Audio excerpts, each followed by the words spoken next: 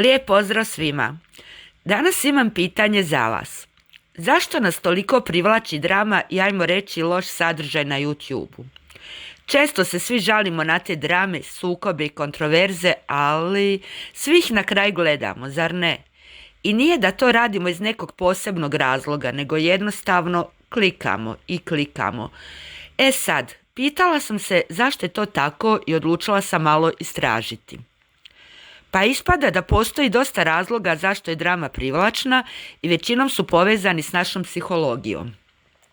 Prva stvar, svi smo mi prirodno znatiželjni. Kad vidimo naslov koji nas navlači, pa još drama ili neki konflikt, teško je odoljeti.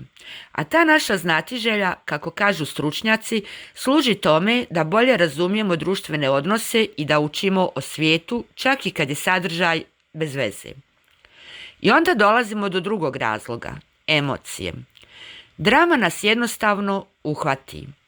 Ljudi vole osjećati uzbuđenje, pa makar to bilo zbog svađe koju prate na ekranu. I iako svi želimo kvalitetan sadržaj, realno, drama je uvijek ona koja privlači jer nam daje taj neki adrenalinski kik i ne ostavlja nas ravnodušnima. Ali ima još. Gledajući te scene s tuđim problemima, nesvjesno se uspoređujemo i razmišljamo. Pa hej, moj život i nije tako loš. To je taj moment kad gledamo i mislimo, ja bih to riješila bolje. Ili, barem nemam takve drame u životu.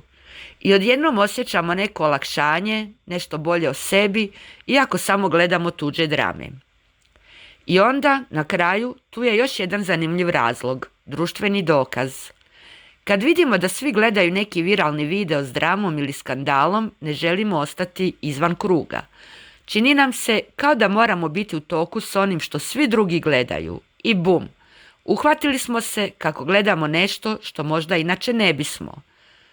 Pa evo, sad kad znamo zašto nas drama i loš sadržaj toliko privlače, recite mi, jeste li se pronašli u nekoj od ovih točaka?